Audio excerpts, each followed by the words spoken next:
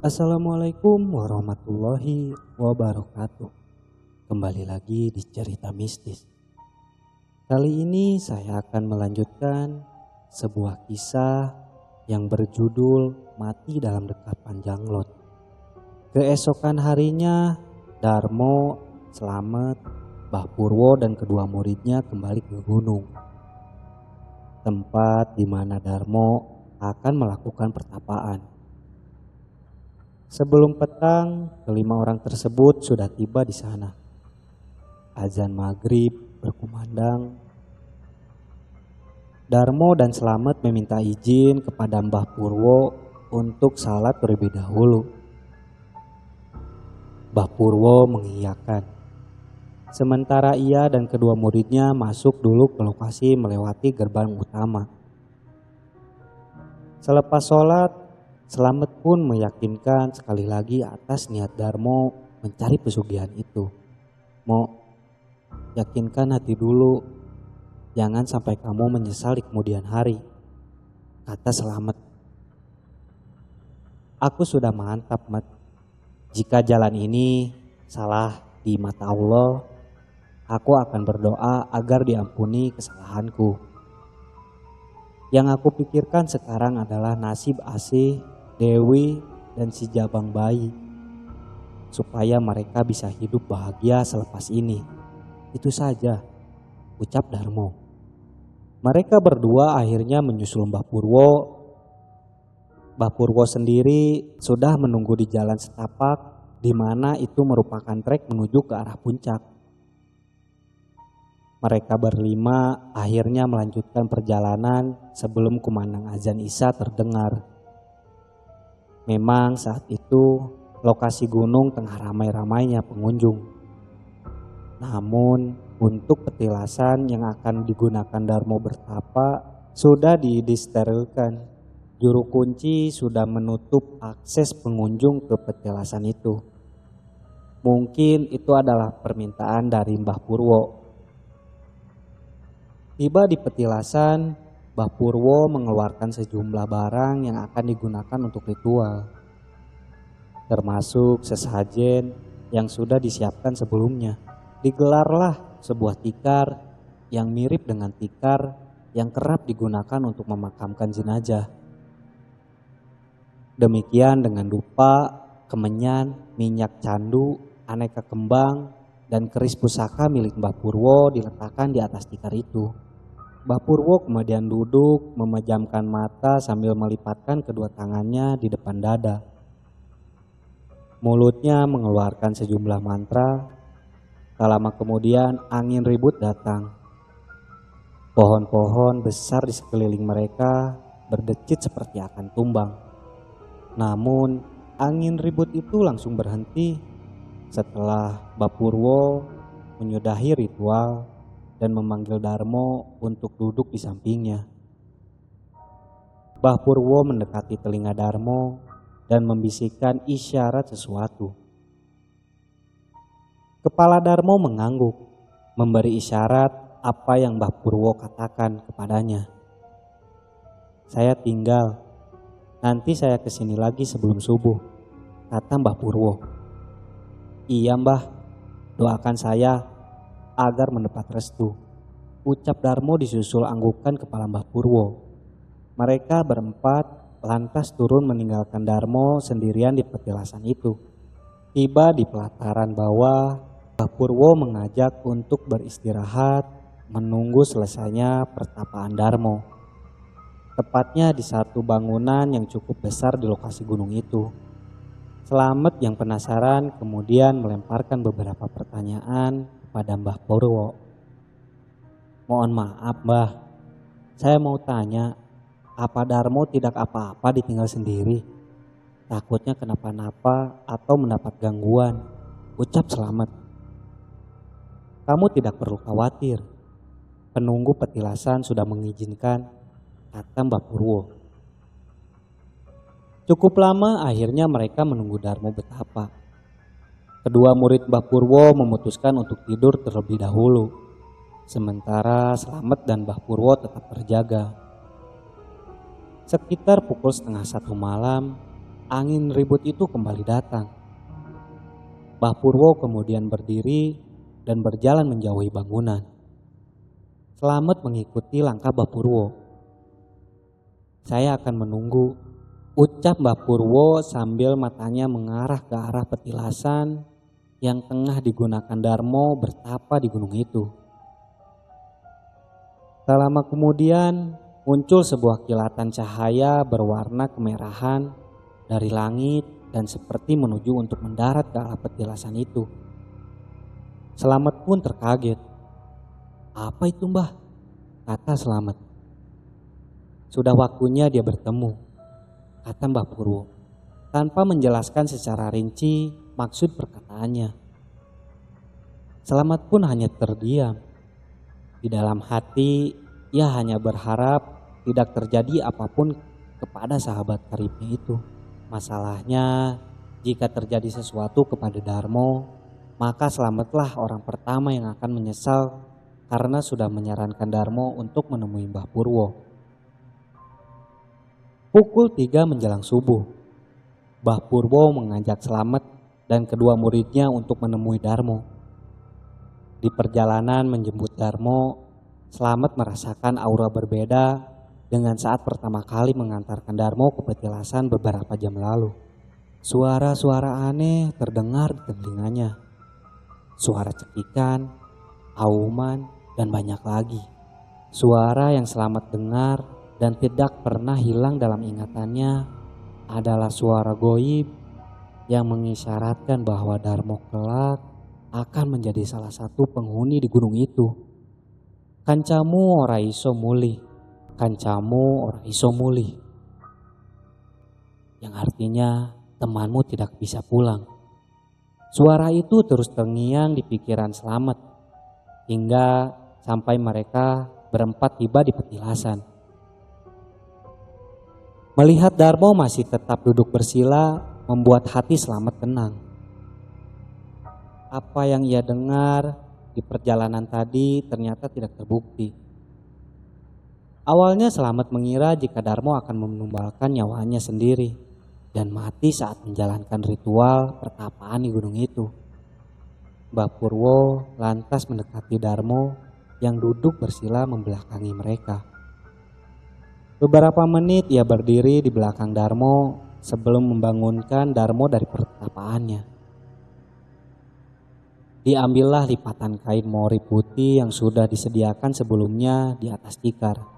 Mbah Purwo lantas membungkus sesuatu yang ada di depan Darmo. Mata Slamet terhalangi dengan tubuh Darmo yang masih diam duduk bersila, sehingga tak jelas apa yang telah dibungkus oleh Mbah Purwo. Darmo seperti terkena serangan asma saat dibangunkan. Napasnya tersendat-sendat, tubuhnya tergeletak, dan posisi kaki masih bersila. Slamet secara refleks menghampiri Darmo dan meluruskan kakinya. Sementara Sudir dan Wahyu, murid Mbah Purwo, mengangkat tubuh Darmo untuk kembali didudukan. "Minum, haus, aku haus, Met," lirih Darmo tak banyak lama. Slamet kemudian mengambil air teh yang sudah dibungkus menggunakan plastik di tas kecilnya. Memang air teh itu sudah ia siapkan sebelumnya untuk Darmo. Diminumkannya air teh itu, napas Darmo masih tersendat-sendat. Baju Darmo basah kuyup karena keringatnya. Setelah sedikit sadar, Darmo diminta untuk duduk di sebuah akar pohon sebelah kanan petilasan. Sementara Mbah Purwo dan kedua muridnya membereskan peralatan yang digunakan Darmo untuk bertapa. Setelah semua selesai, Mbah Purwo langsung mengajak untuk turun. Karena kondisi Darmo yang masih belum stabil, Slamet dan Sudir akhirnya menuntun Darmo. Tiba di bawah, Mbah Purwo kemudian menemui juru kunci untuk berpamitan pulang. Di perjalanan pulang, tempat di dalam mobil, Darmo tiba-tiba hilang kesadaran. Tubuhnya lemas terkulai. Karena saking paniknya, Akhirnya Darmo dilarikan ke salah satu rumah sakit terdekat. Tiba di UGD, ia langsung disambut sejumlah perawat, diperiksa oleh dokter juga. Sementara Slamet mengisi beberapa formulir untuk pendaftaran pasien. Setelah beres memeriksa, dokter mengatakan jika kondisi Darmo baik-baik saja. Ia hanya dehidrasi dan terlalu kelelahan. Beberapa jam kemudian setelah diberi makan dan infusan, dokter sudah memperbolehkan Darmo pulang tanpa harus rawat inap. Sementara Slamet kebingungan karena tidak memiliki uang untuk membayar rumah sakit. Akhirnya Slamet menemui Mbah Purwo yang menunggu di salah satu kantin rumah sakit untuk mencoba meminjam uang. "Bah, saya tuh tidak memegang uang sama sekali. Darmo juga kayaknya tidak pegang uang. Bah, ada uang tidak? Saya pinjam dulu untuk bayar rumah sakit. Nanti diganti," kata Slamet. Mbah Purwo tiba-tiba tertawa ngakak. Ia menyodorkan tas milik Darmo. Slamet diminta untuk membawa tas itu kepada Darmo. "Nanti suruh Darmo buka tas itu," pinta Mbah Purwo. Slamet lantas mengambil tas itu dan kemudian kembali menemui Darmo yang masih terbaring di UGD. "Oh, ini tas kamu. Kamu disuruh buka tas ini sama Mbah Purwo," ucap Slamet. Darmo pun akhirnya duduk dari posisi tidurnya. Diletakkan tas itu di atas kakinya. Dengan perlahan ia membuka resleting tasnya. Karena tangan kanannya masih sedikit linu bekas infusan. Saat tas terbuka, mata Darmo terbelalak. Ia seperti tak percaya apa yang telah ia lihat waktu itu. "Met, lihat ini. Ini uang siapa?" kata Darmo dengan raut muka kaget sambil memperlihatkan isi di dalam tas kepada Slamet. Slamet yang melihat itu juga cukup kaget. Dilihatnya banyak uang pecahan 50 ribuan bergambar WR Suipartman dengan posisi acak-acakan di dalam tas. Ia mengacak-acak uang tersebut dan hampir saja menyentuh kain mori berisi sesuatu yang ada di bagian bawah tas itu. "Sudah, Mo, ini kayaknya uang kamu hasil ritual tadi. Ambil secukupnya saja, biar aku bayarkan untuk pengobatan kamu," kata Slamet. Darmo kemudian mengambil beberapa lembar uang dan memberikan kepada Slamet. Slamet kemudian membayarkan uang pengobatan ke kasir. Setelah itu, Darmo pun dipapa Slamet keluar dari ruang UGD. Ia diminta menunggu di depan pintu UGD, sementara Slamet menyusul Mbah Purwo, Sudir dan Wahyu di kantin untuk mengabarkan jika Darmo sudah menunggu untuk pulang. Kelima orang itu akhirnya pulang ke rumah Mbah Purwo. Di rumah Mbah Purwo terus-menerus memuji tekad dan keberanian Darmo untuk melakukan ritual ini. Mbah Sri pun akhirnya menyiapkan makanan beserta lauk-lauknya. Mereka dipersilahkan untuk mengambil makanan di meja makan. "Apa ayam bakakak lagi?" kata Slamet dalam hati. Ia takut rasa ayam bakakak seperti yang sebelumnya dan harus memakan bersama kawanan jin. "Tenang, kalau sekarang beda rasanya, pasti enak," kata Mbah Sri seperti menjawab pertanyaan Slamet dalam hati. Mereka kemudian memulai makan. Benar saja, ternyata ayam bakakak itu rasanya enak. Tak ada rasa amis sedikit pun. Bumbunya pun meresap utuh ke dalam daging. Slamet dan Darmo cukup lahap.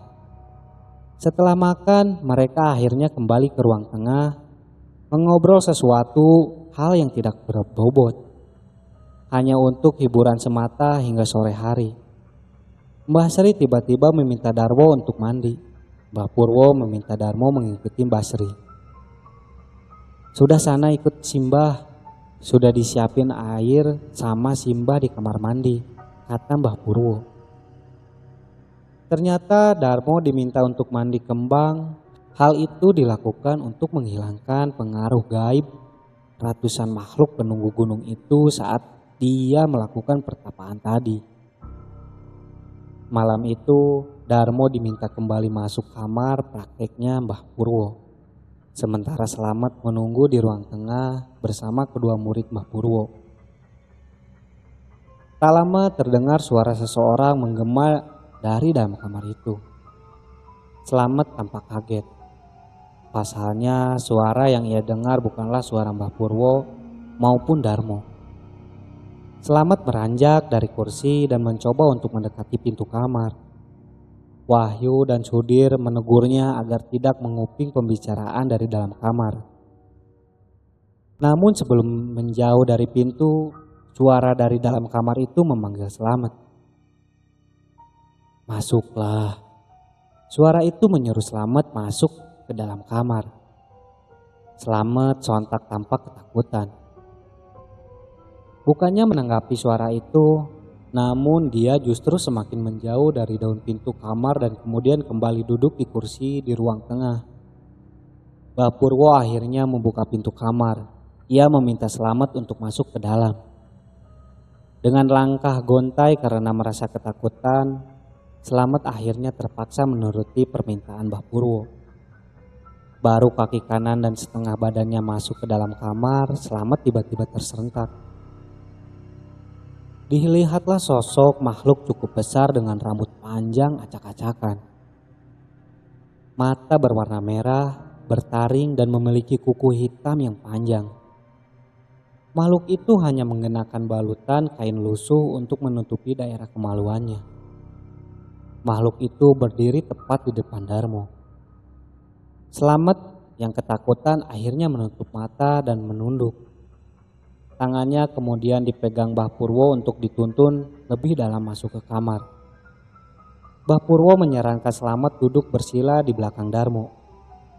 Terjadilah perbincangan antara Darmo dan makhluk itu. Slamet hanya bisa mendengarkan. "Sembah Ki, kaula nyuwun pangampunten, kaula bade ngalampi payuwun panjenengan." Yang artinya, "Sembah Ki, saya minta maaf, saya akan melaksanakan permintaan kamu," ucap Darmo. "Sediakan sesajen dan darah manusia setiap hari Sabtu Kliwon. Kalau kamu sanggup, apa yang kamu inginkan akan saya turuti." Makhluk itu tertawa menyeramkan. Tak lama makhluk itu meninggalkan kamar. Mbah Purwo memberikan penjelasan kepada Darmo untuk menyiapkan satu kamar khusus di rumahnya untuk dijadikan sebagai ruang pemberian sesajen. Kamar itu juga tak boleh dimasuki oleh siapapun, baik istri maupun anak Darmo. Ia juga diminta membuat sebuah kotak penyimpanan dari kayu gaharu asli. Tak lupa Mbah Purwo juga meminta agar Darmo membeli minyak mani untuk keperluan sesajen agar dagangnya kembali ramai. "Tapi rumah saya kecil, Mbah. Di rumah sudah tidak ada kamar lagi yang kosong," kata Darmo. "Pindahlah rumah jika tidak kamu mengontrak dulu rumah yang lebih besar dari sebelumnya. Uang kan sudah tersedia di dalam tas," kata Mbah Purwo disertai anggukan kepala Darmo. Hari itu selesailah ritual pesugihan yang dilakukan Darmo. Mereka akhirnya kemudian keluar dari dalam kamar. Darmo pamitan kepada Mbah Purwo untuk masuk ke dalam kamar. Slamet kemudian ikut menyusul Darmo. Di dalam kamar, Slamet menanyakan kepada Darmo mengenai sosok makhluk yang ia lihat dalam kamar praktik Mbah Purwo. "Siapa itu tadi, Mo?" "Dia yang akan membantuku, Met. Dia itu jenglot." "Astaga, Mo, kamu gila, Mo. Dia saja minta darah manusia. Berarti ada tumbal, Mo." "Tenang aja, Met. Kebetulan aku punya teman di PMI. Nanti setiap Sabtu Kliwon, aku akan minta sekantong darah dari dia. Yakin tidak ada tumbal-tumbalan. Jangan sampai kau tumbalkan Asih atau Dewi. Itu saja perintahku. Keesokan harinya Darmo dan Slamet akhirnya berpamitan untuk kembali ke rumah. Mbah Purwo berpesan jika Darmo sukses jangan lupa untuk kembali ke Cilacap dan menyisihkan hartanya kepada warga yang kurang mampu di sekitar gunung tempat pertapaan Darmo. Darmo pun menyetujuinya. Tiba di rumah, Darmo disambut pelukan Asih. Sementara Slamet langsung berpamitan untuk pulang ke rumah menemui istrinya. Dewi sendiri saat itu tengah jatuh sakit. Sehingga Asih bilang kepada Darmo jika hari itu tak berjualan sate karena tak ada yang membantunya di kios. Darmo pun tak mempersalahkannya. Dewi kemudian keluar dari kamar lalu menghampiri ayahnya yang sedang duduk mengobrol bersama ibunya di ruang tengah. Ia langsung menggeletakkan kepalanya di paha ayahnya. Besok kita cari rumah, Bu. Kita pindah dari sini. Ya, Nduk. Hah? Uang dari mana, Pak? Uang yang kemarin Bapak berikan ke Ibu mana cukup? Kata Asih. Bukalah, Bu. Darmo menyodorkan tas hitam kepada Asih. Asih kemudian membuka tas itu dan terlihat cukup syok. Matanya berkaca-kaca menahan rasa bahagia bercampur tak percaya bisa melihat uang begitu banyaknya selama hidupnya. Dari mana ini, Pak? Ya Allah, banyak sekali, kata Asih. Dewi pun akhirnya duduk, merebut tas yang tengah dipegang ibunya untuk ikut melihat isi dalam tas tersebut. Sudah, nanti Bapak ceritakan. Sekarang ayo kita antar Dewi ke dokter dan periksakan kandunganmu, Bu, mumpung ada uang, ajak Darmo. Di dalam perjalanan pulang Slamet terus memikirkan Darmo. Ia masih tak percaya Darmo melakukan hal konyol itu. Tapi nasi sudah menjadi bubur, Darmo sudah menyetujui perjanjian dengan setan itu. Yang bisa ia lakukan, ia hanya akan terus mengingat Darmo untuk tidak pernah telat menyediakan sesajen di hari Sabtu Kliwon. Ia khawatir jika Darmo lupa, maka akan ada malapetaka yang mengancam keluarga Darmo.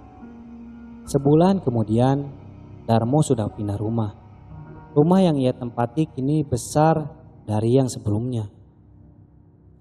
Meski ia dan keluarganya masih mengontrak, sementara rumahnya yang dulu ia kontrakan. Kehadiran anak kedua Darmo, Ahmad, membuat kebahagiaan Darmo semakin lengkap. Terlebih rupiah demi rupiah terus menghampiri kehidupan Darmo. Pesugihan yang ia jalani tampak tak memiliki efek buruk bagi kehidupannya. Hingga pada akhirnya usaha yang dirintis Darmo pun kian berkembang. Usaha satenya semakin bertambah besar. Ia pun membuka cabang di beberapa kota di Pulau Jawa. Dia juga merintis bisnisnya ke bidang lain.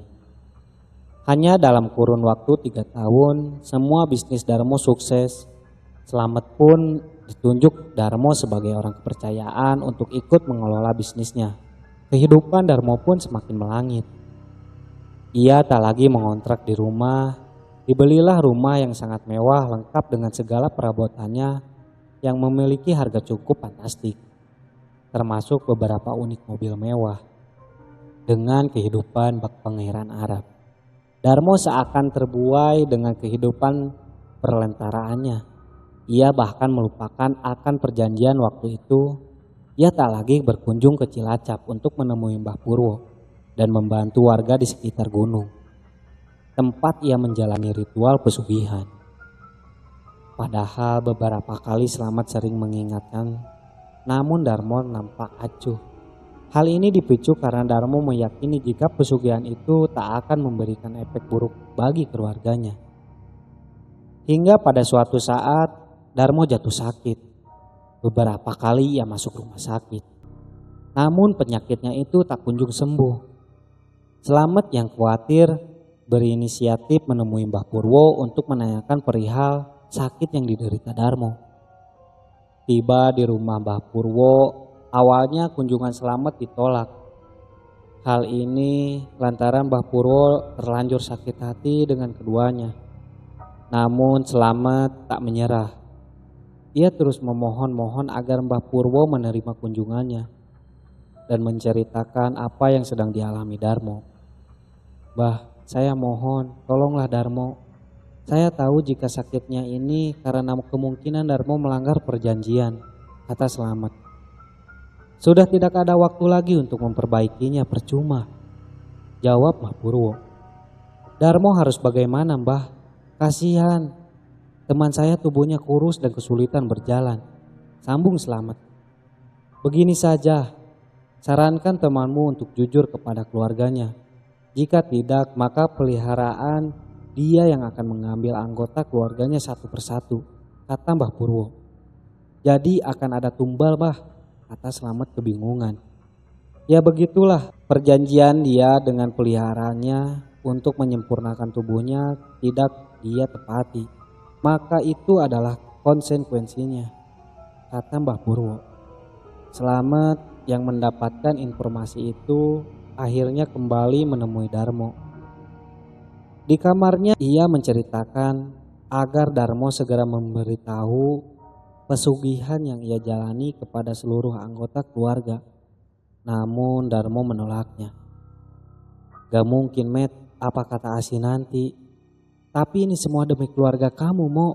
Kalau tidak, makhluk itu akan mengambil nyawa anak dan istrimu satu persatu."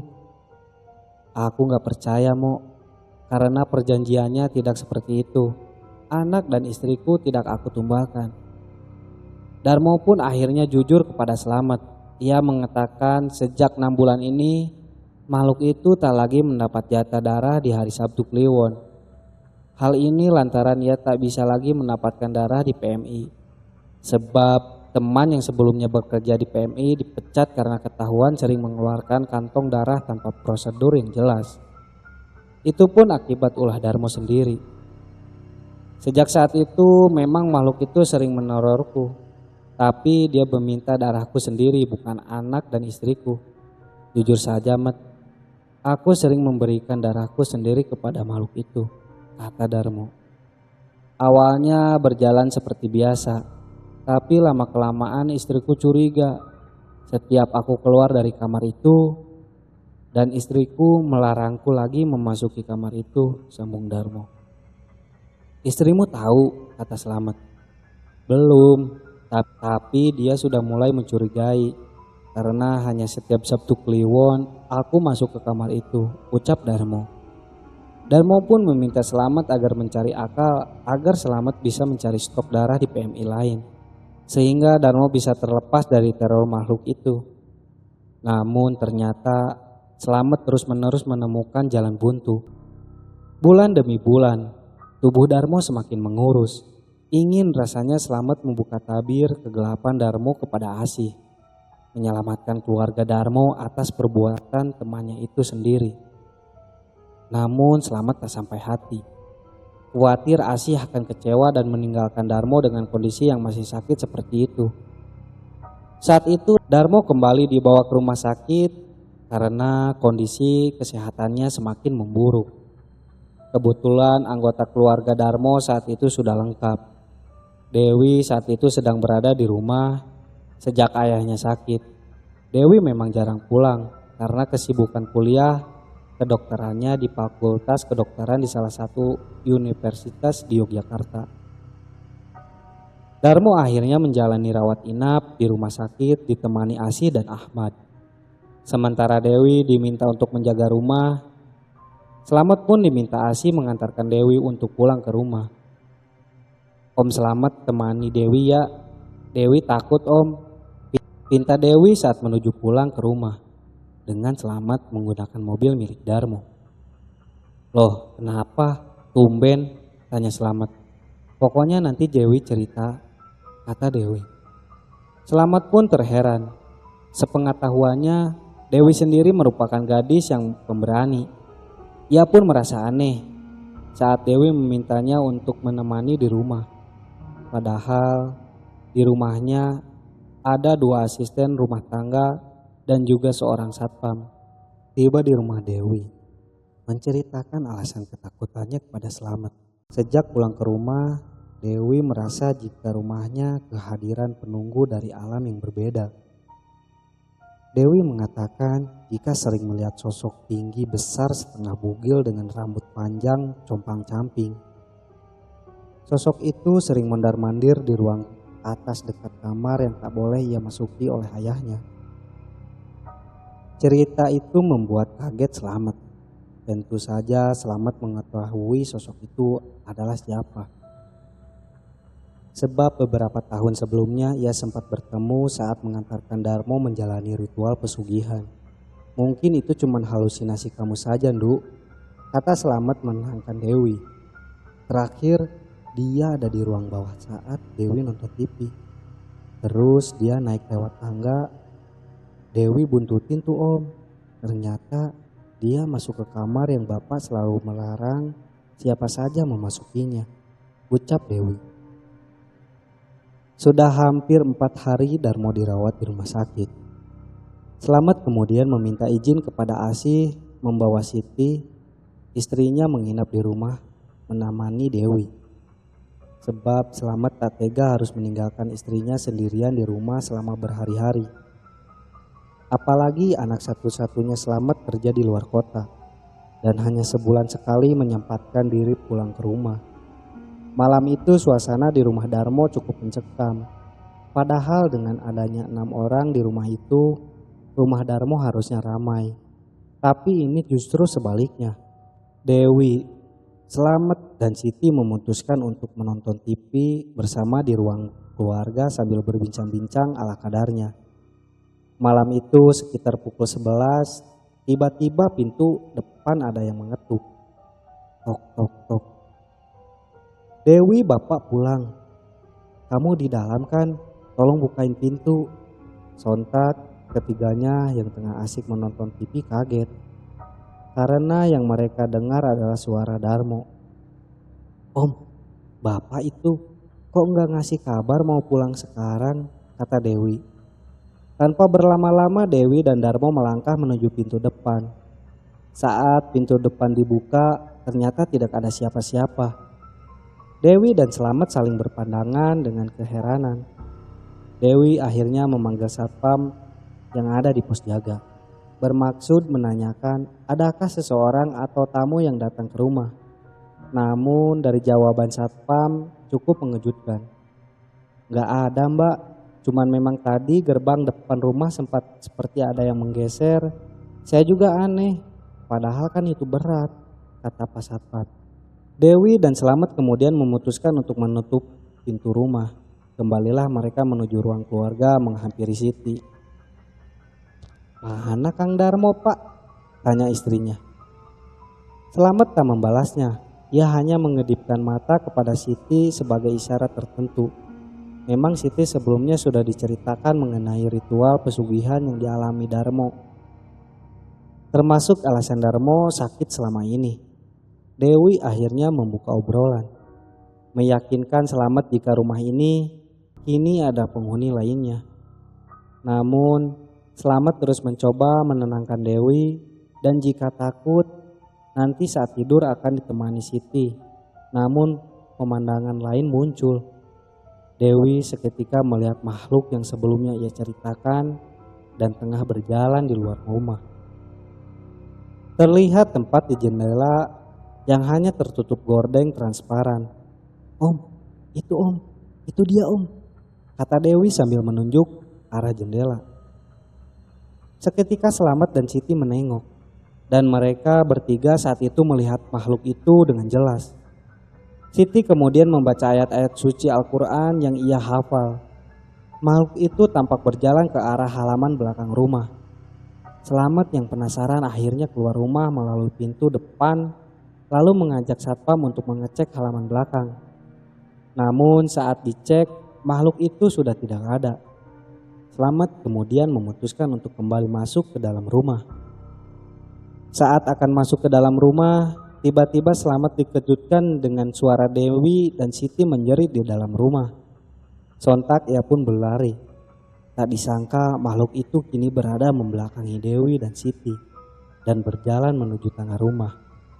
Jeritan Dewi semakin histeris dan mengundang dua asisten rumah tangga keluar dari dalam kamar. Sosoknya sangat jelas, bahkan dua asisten rumah tangga Darmo ikut melihatnya. Selamat kemudian memanggil lagi satpam. Ia kemudian mengecek ruang demi ruang di lantai atas. Tapi makhluk itu lagi-lagi sudah menghilang. Selamat dan satpam akhirnya turun ke lantai bawah. Di ruang keluarga, Dewi masih menangis karena ketakutannya dan sedang ditangani oleh Siti dan dua asisten rumah tangganya. Getihku. Suara itu tiba-tiba memekik di dalam rumah dan terdengar oleh seluruh penghuni rumah. Akhirnya mereka berhamburan keluar rumah. Selamat kemudian meminta agar satpam mengunci pintu rumah dan gerbang rumah. Mereka diminta untuk sementara menginap di rumah Selamat agar terhindar dari gangguan itu. Tiba di rumah Selamat, mereka semua akhirnya memutuskan untuk tidak tidur menjaga Dewi yang masih terlihat syok atas penampakan makhluk mengerikan tadi. Itu dini hari itu juga Selamat memutuskan untuk pergi ke rumah sakit menemui Darmo diantar oleh satpam. Ia mencari cara agar tetap bisa masuk menemui Darmo meski jam besuk sudah ditutup. Akhirnya Selamat menelpon Asih untuk bergantian menjaga Darmo. Asih pun menyetujui, Selamat pun akhirnya bisa menemui Darmo. Sementara Asih dan Ahmad diantar satpam untuk pulang ke rumah Selamat. Selamat kemudian membangunkan Darmo yang tengah terlelap tidur. Ia menceritakan kejadian yang dialaminya belum lama ini. Ternyata esok hari adalah hari Sabtu Kliwon, di mana makhluk itu harus meminum darah sebagai syarat wajib yang sudah disetujui Darmo kala itu. Darmo pun berniat untuk pulang pada siang hari, namun Selamat tak mengizinkannya karena kondisinya belum pulih. Tapi Darmo mengkhawatirkan keluarganya. Ia takut jika makhluk itu nekat mengambil darah anak atau istrinya. Selamat pun bilang jika anak dan istri Darmo sudah difungsikan terlebih ke rumahnya. Dengan begitu Selamat meminta agar Darmo tak perlu mengkhawatirkannya. Maka dari itu Darmo akhirnya tetap menuruti permintaan Selamat untuk melanjutkan perawatannya di rumah sakit. Tapi perjanjian adalah perjanjian. Makhluk itu tetap mencari Darmo.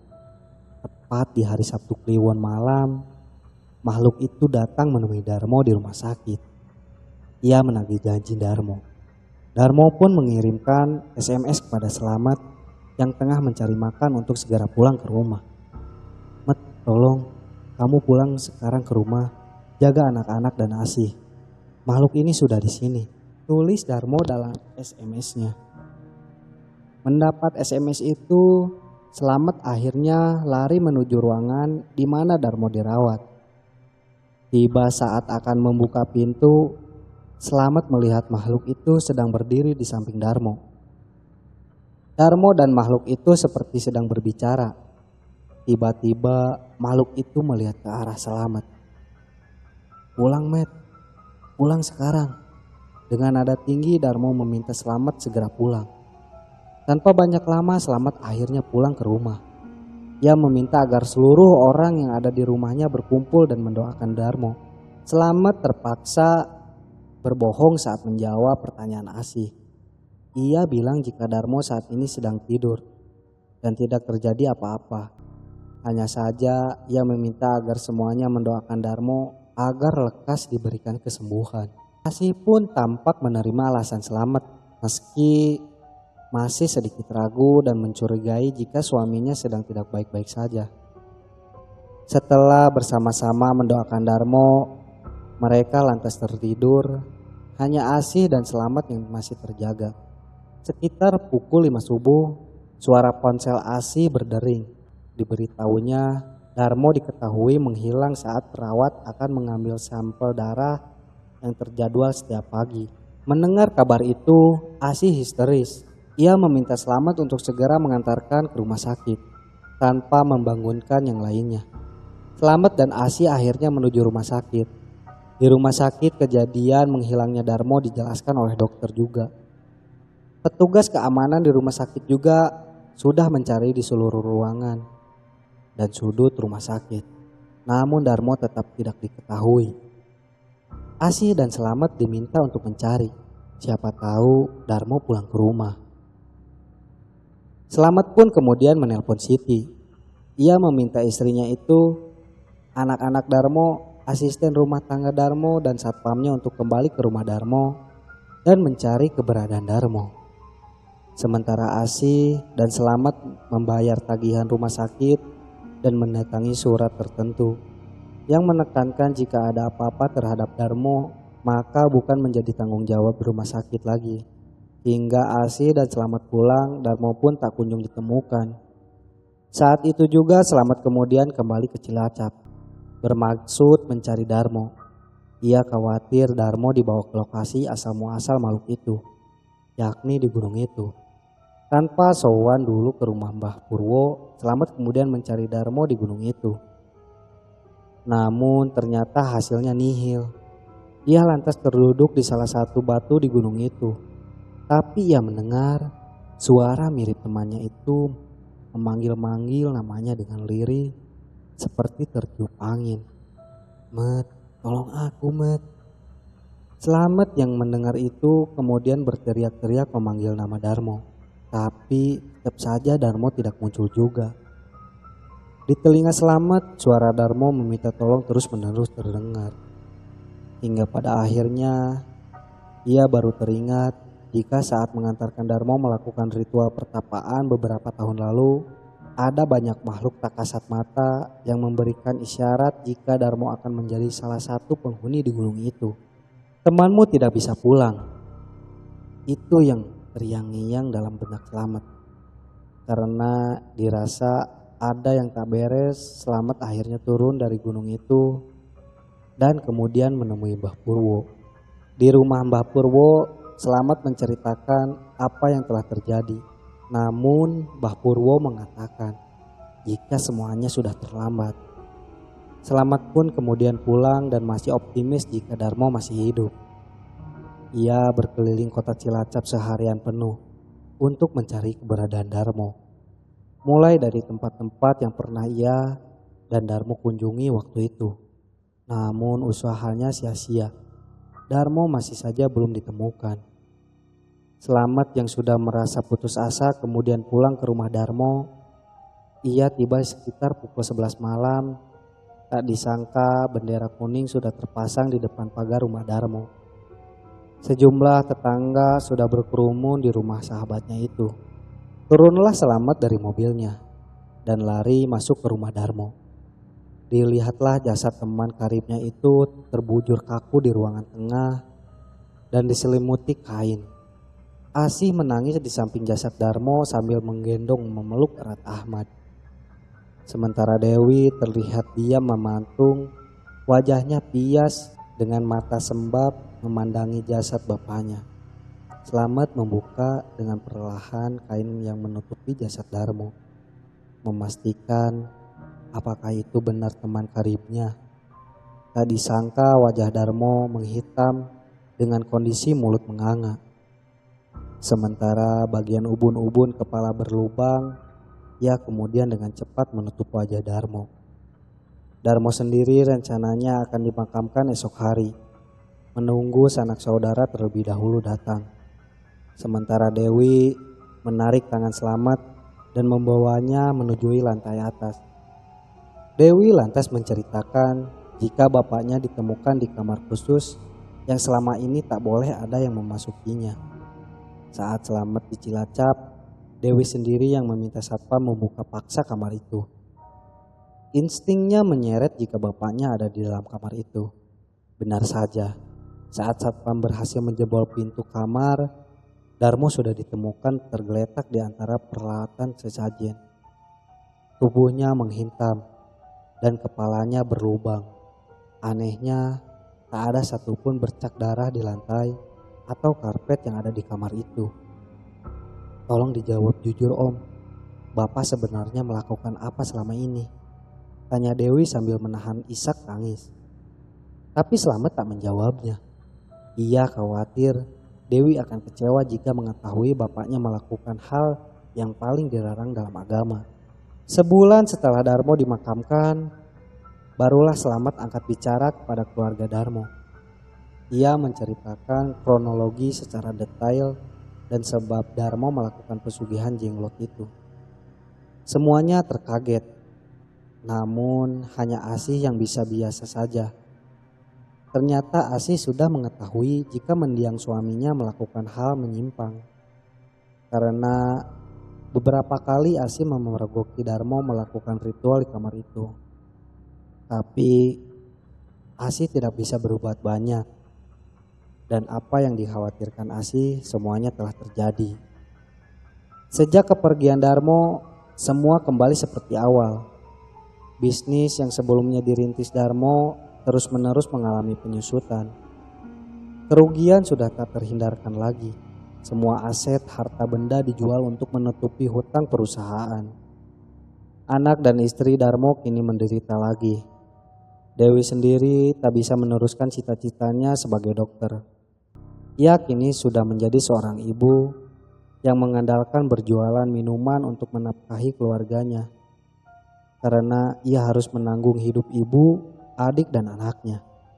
Sementara suami Dewi sudah meninggal setahun lalu. Sementara Selamat pun demikian.